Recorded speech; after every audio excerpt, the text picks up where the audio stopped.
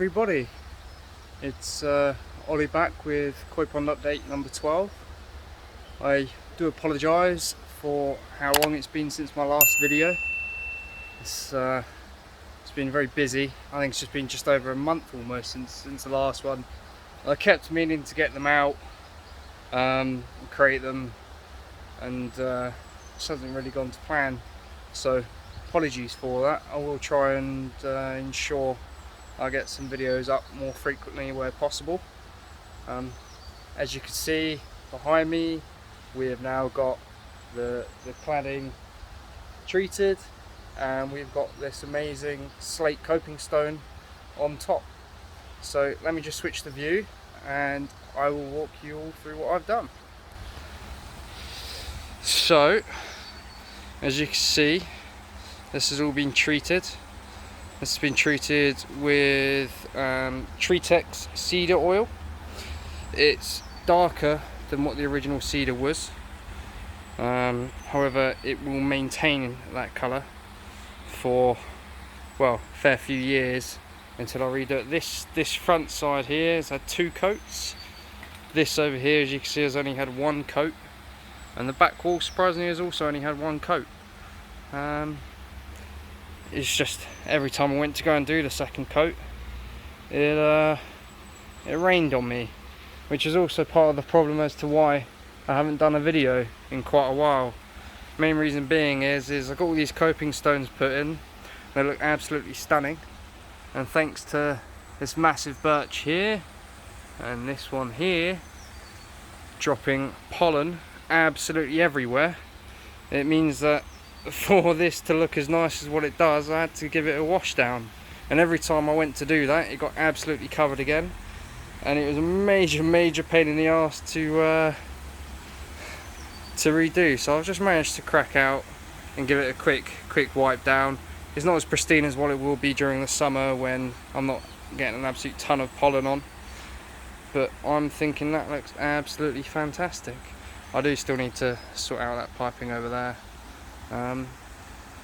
There's something hidden over here as well, which I'll come to very shortly, which is very exciting for it to finally turn up. So as you can see, the fish are doing quite well, although at the moment I'm kind of going through a little bit of a nitrite spike, which is a bit of a pain. This nice heat shower that I got from Buyer's Koi Farm the other weekend, and also this Nishikigoi here, and there is an absolutely stunning Shiro Utsuri, which at the moment has decided to do some laps. Here we go. This is the Shiro that I got as well. It's just over 30 cm knee size, but each side of the fish is almost like a completely different fish. It's absolutely beautiful. So we've got about 13 koi in here at the moment, this by far at the moment being the largest. I'm not too keen on showers, to be honest. However, this he shower, absolutely gorgeous. So those 3 I got from Buyer's Koi Farm. I'd absolutely recommend people get some fish from there. They're Japanese parents, but Amanda and Adam up there are doing some phenomenal stuff with their breeding programs, and their fish are absolutely amazing. So, you know, I can't wait to get one of my kahaku for the growing show. And the hidden thing over here is my Thermotech. So for those of you that don't quite know, Thermotech is an air source heat pump, which is very similar to what well, no, it's identical to what Righty's got. Well, I think he's got the 12 kilowatt model, and this is the 17 kilowatt model. And excuse the mess down now, I'm still sorting the garden out.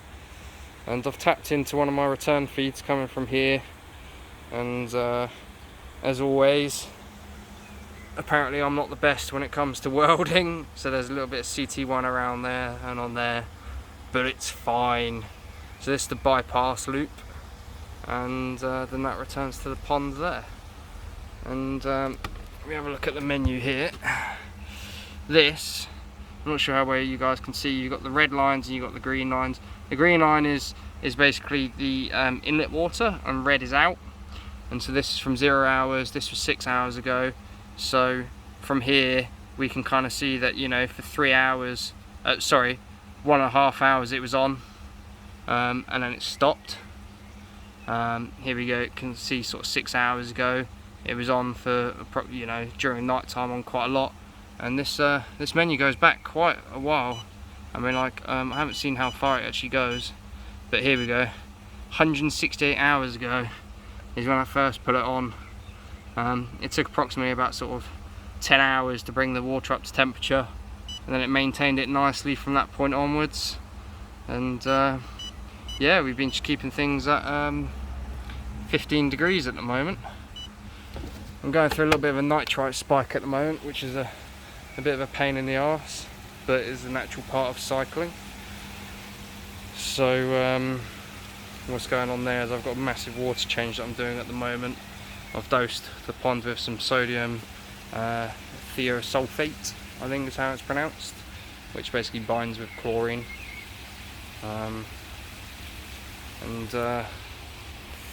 Yeah, so as you can see, quite a lot has gone on in regards to all the cladding and the coping stones. I'll post a link to the place I got the coping stones from, because I know a lot of people who've seen sort of pictures and stuff are quite interested where I got them from. They weren't the cheapest, especially considering I sort of got them custom cut for the size, but worth absolutely every penny. I ended up going with the Brazilian Brazilian slate in the end, and honestly couldn't be happier with it. It's absolutely great. Just take you into my filter house at the moment. It is a bit of a mess, so apologies. And you're going to see some well, a bit of a dirty contraption at the moment, which I've got going on. As you can see, I've got water pouring in here at the moment, and so what I've got is I've got these 2 air stones which are helping to just gas off any sort of excess chlorine and stuff, and that actually hooks up to this air pump here. Now you probably are wondering about the bag here. Don't blame you. Basically on the spigot end here, there's no end on it, so I had to put this on and then stuff that there, so that instead the water would come out of the spigot lines here. Does the job. It's only temporarily here, so yeah, that's on the go. On a side note, I did used to have a 40 watt amalgam UV. I've now got an 80 watt amalgam UV. Now that was quite interesting to try and put in, because anyone who knows about an 80 watt amalgam is how long they are. So I could quite easily fit a 40 watt one in through here, but the 80 watt was about 30 centimeters too long. So what I've had to do, and again this is an absolute bodge job by me, but it does the job, is I took the 40 watt out and lined it up with the wall here, and on the wall here, which I've currently just got stuffed with tissue, is the outside. And all that hard work on the cladding that I did, I ended up drilling a 40mm hole straight through so I could get the 80 watt amalgam in. Would I do it again? 100%. The 80 watt for my size pond. I know 40 watt is rated fine for it, but the 80 watt just seems like a complete night and day difference with it, in all honesty. Something else that I did today as well is I upped the return pump that I've got going to the shower from a 20,000 litre pump to a 30,000 litre pump, which is what we've got in place here at the moment. Very juicy power wise, as you can see. I need to just sort out the cabling over there, which is why they're sort of pushed to the side. But it goes up to 450 watts. I've currently got it on 97%. Reason being is the moment you go above that, you end up with this weird looping sound, which is very audible from outside of the filter house. So what I've done is I've turned it down to let's have a look, what's that using? Sorry, so 96%, so that it's still basically almost full power, but not quite fully there, which is fine, because you know, far more water going across in the shower now, which is brilliant. I'm getting a much faster turnover rate. I think twice the pond an hour now, roughly, give or take, and it's starting to clear the water up. The water did sort of go, I'd say murky, not green, murky 100%, which I think was from part of like a bacteria bloom and stuff. You know, I mean, like the pond's sort of been up and running, what, a month, 2 months? It's going to take quite a while to cycle, and the moment I sort of turn the heat up and things like that, then, you know, it's going to go through that faster. So yeah, we've got the big water change on the go at the moment, roughly replacing sort of about 30% if I can. I think I worked out 30% will take, I mean, it took 20 hours to do 25,000 litres, so that's what, 1,250 litres an hour. So for 30% I need, what's that, you get the point. It's going to be a fair few hours until it's done. So that's where we are. I've got some exciting ideas for new videos to come soon. I've been doing quite a lot of work trying to work out the sort of best way of removing nitrates from the pond, and I've come across this stuff which is like a nitrate resin, and so I've been doing quite a lot of research into that and trying to work out, you know, per kilo of food how much ammonia is produced, and then from that ammonia how much of that is turned into nitrates, and then doing some math to then work out, you know, how often you have to recharge the resin. But I'll go into that in more detail in a further video.